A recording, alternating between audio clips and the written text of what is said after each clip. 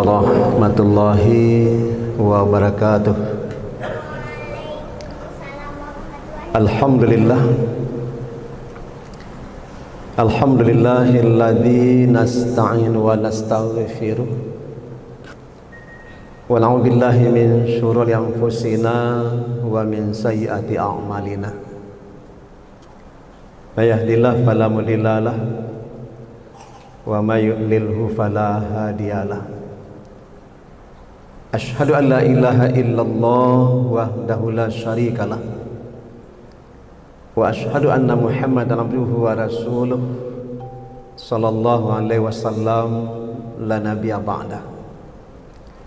Allahumma fassalli wa sallim ala hadzal nabiyil karim wa ala alihi wa ashabihi ajmain. Wasma'u faqalallahu ta'ala fil Qur'anil Karim. Na'udzubillahi minasyaitonir rajim. Bismillahirrahmanirrahim. Wal 'asri innal insana lafi khusrin illal ladzina amanu wa 'amilus shalihat wa tawasaw bil haqq wa tawasaw bis sabr. Sadaqallahul adzim. Berlindung kita kepada Allah jauh daripada godaan syaitan yang terkutuk dengan menyebut nama Allah yang Maha Pengasih lagi Maha Penyayang. Demi masa, sesungguhnya manusia itu berada di dalam kerugian kecuali mereka orang-orang yang beriman, yang melaksanakan amalan-amalan solehah, nasihat menasihati dengan penuh kebenaran, dan nasihat menasihati di atas kesabaran. Maha benar Allah dengan segala firman-Nya. Surat Al-Asri, surat yang ke-103 ayat 1 sampai 3. Bapak-bapak, ibu-ibu, jemaah zuhur yang rahmati Allah, kembali sejenak kita tinggalkan kegiatan kita. Kita datangi masjid kita ke dalam rangka melakukan ubudiyah untuk melaksanakan solat zuhur secara berjamaah. Sebelum pelaksanaan solat kita lakukan secara berjamaah, terlebih dahulu kita isi rohani kita dengan siraman agama.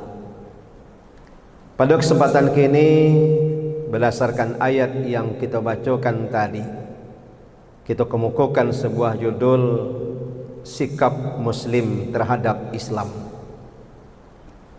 Bapak Ibu yang rahmati oleh Allah Subhanahu wa taala, ada 4 sikap Muslim terhadap Islam dalam ayat kan. Yang pertama, mengimani Islam, amanu. Yang kedua, mengamalkan Islam, wa amilus salihah. Yang ketiga, mendakwahkan Islam, wa tawasaw bil haqq.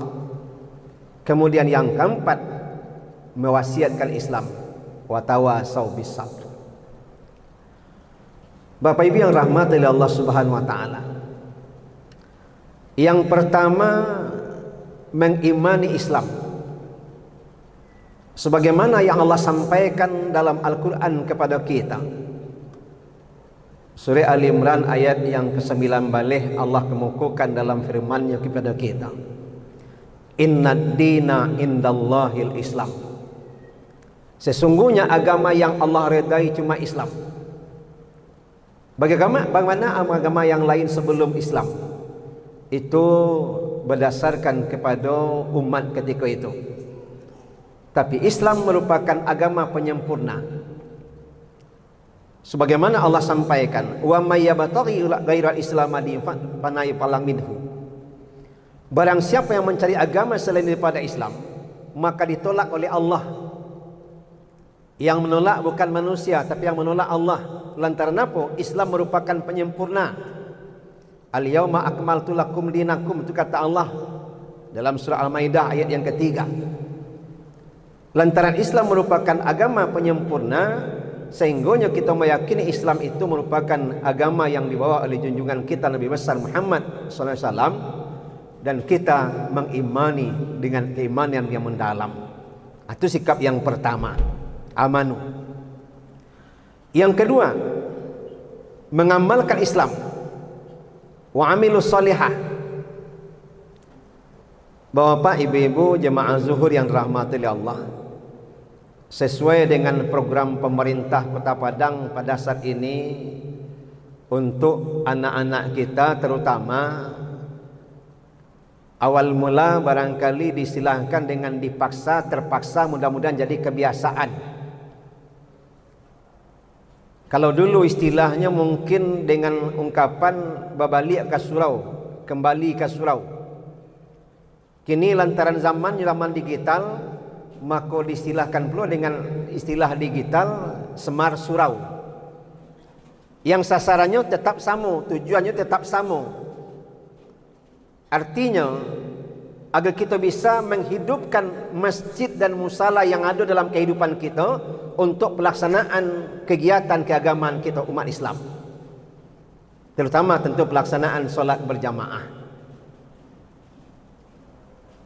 Allah sampaikan di dalam surat An-Nisa ayat yang ke-124, wa may ya'mal minas solihati wa huwa min zakari wa unsa wa huwa mu'min fa ulaika yadkhulunal jannah wa la yuzlamuna naqira.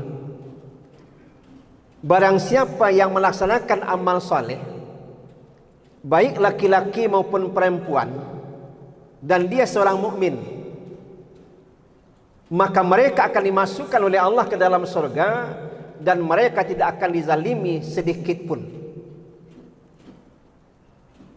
Bapak Ibu, program pemerintah tadi itu sebenarnya sasarannya bukan hanya anak, tapi sasarannya kita kaum muslimin, kaum muslimat. Anak mungkin lantaran terpaksa, dipaksa dengan keadaan yang kita saksikan, masjid dan musala yang ada di lingkungan kita kini terutama salat subuh, rasul-rasul bulan puasa kita, raminya anak-anak. Tapi sayang sebahagian orang tua hanya sekedar pai mantan anak saja, tidak sampai kamu saji dah, tidak sampai kamu salah. Anak nyontan pai kamu saji, pai kamu salah, anak pai masuk musaji, masuk musala, orang tuanya balik pulang balik. Itu sebahagian besarnya. Ada memang sebagian kecilnya yang ikut dengan anak. Sebenarnya sasarannya kan kita kaum muslimin dan kaum muslimat.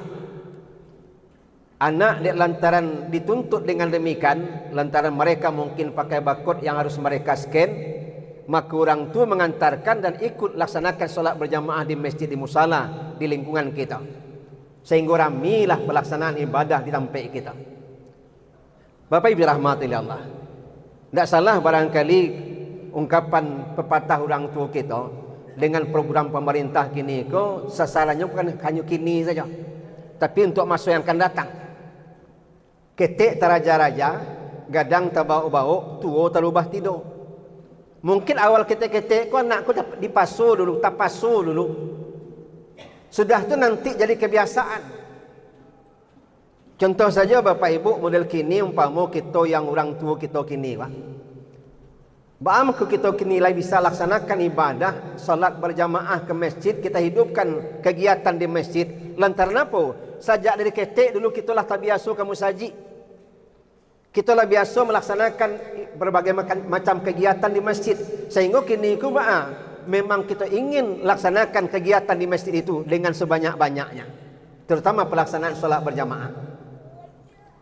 Dan dalam pelaksanaan ibadah serupa itu rupanya kita boleh berlomba. Bahkan kata Allah dalam Al-Quran, kita boleh berfastabiqul khairat, berlomba-lomba dalam kebaikan. Dan menyangkut dengan perbuatan amaliyah kita, pertanggungjawabannya rupanya masing-masing kita. Kata Allah Subhanahu wa taala, kita baca dalam surat Al-Isra ayat yang ke-7. In ahsantum ahsantum li anfusikum wa in asatum falaha. Jikalau sekiranya kita lakukan perbuatan baik, maka yang akan menerima manfaat kebaikan pribadi kita yang melakukan. Dan jikalau sekiranya kita lakukan perbuatan dosa dan perbuatan salah, yang menanggung akibat kita yang memperbuatnya. Jadi rupanya Bapak Ibu, yang kita tanam maka itulah yang kita tuai. Wak tanam kebaikan, yang kita tuai kebaikan. Wak tanam keburukan, maka kita barangkali menjerumuskan diri kita kepada kebinasaan. Makanya Bapak Ibu rahmati Allah Subhanahu wa taala, kita laksanakan berbagai macam amaliyah, beramal soleh kita, melaksanakan berbagai macam bentuk perbuatan baik dalam rangka apa? Lantaran kita meyakini Islam merupakan agama yang telah kita yakini, kita anut. Kemudian memang tidak ada paksaan untuk masuk dalam agama Islam, tetapi setelah kita berada dalam Islam, kita terikat dengan tuntunan yang ada dalam syariat Islam itu sendiri. Maka perintah dilaksanakan, yang larangan dihentikan. Dengan jalan serupa itu mudah-mudahan kita mampu mengamalkan Islam yang kita anut tersebut. Kemudian yang ketiga, mendakwahkan Islam. Bapak Ibu, sebenarnya masing-masing kita ke pendakwah. Kalau model itu ustaz kami itu, bukan seluruh kita ustaz. Pendakwah ku tak mesti ustaz. Pendakwah ku artinya mampu mengajak, mampu menyeru. Bahkan kata Allah Subhanahu wa taala, kita baca dalam surat At-Tahrim, ya ayyuhalladzina amanu qu anfusakum wa ahlikum nara. Wahai orang-orang yang beriman, peliharalah dirimu, peliharalah keluargamu daripada apa? Daripada api neraka. Bapak Ibu, kita perintah di Allah untuk memelihara diri dulu, setelah diri keluarga.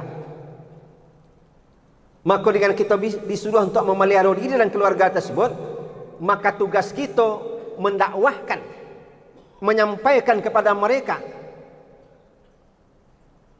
bahwasanya Islam yang kita anut merupakan agama yang terakhir yang dibawa oleh Nabi kita Muhammad SAW, dan kita amalkan dengan sebaik-baiknya.